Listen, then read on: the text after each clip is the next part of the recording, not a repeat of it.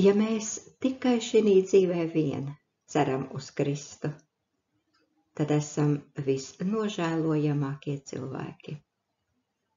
Bet nu Kristus ir uzmodināts no miroņiem, viņš kā pirmais no mirušajiem.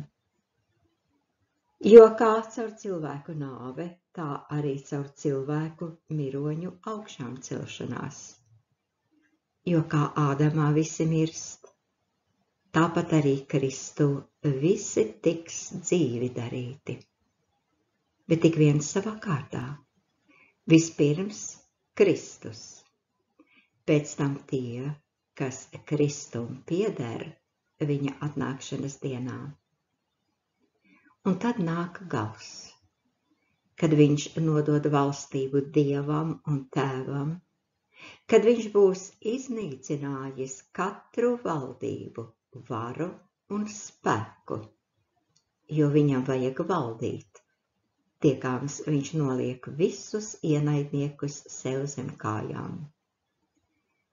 Kā pēdējais ienaidnieks tiks iznīcināta nāve, jo tas viņam ir visu nodevis zem viņa kājām.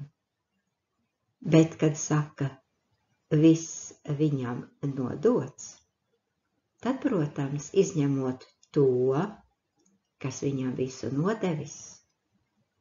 Bet, kad viņam viss būs nodots, tad arī dēls pats pakļausies tam, kas viņam visu nodevis, lai Dievs būtu viss iekš visa.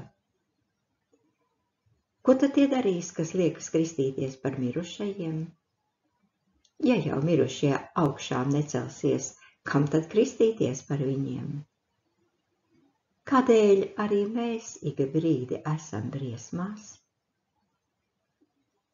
Es mirstu ikdienas, tik tiešām, ka jūs, brāļi, esat mans gods Kristu Jēzu mūsu kungā.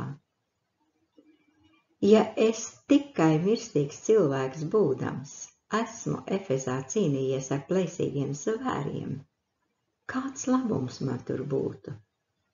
Ja mirušie neceļas augšām, tad ēdīsim un dzersim, jo rīt mēs mirsim. Nepievilieties! Ļauna sabiedrība samaitā labus tikumus.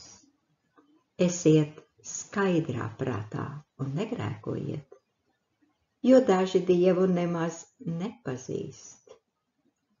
To es jums saku par kaunu.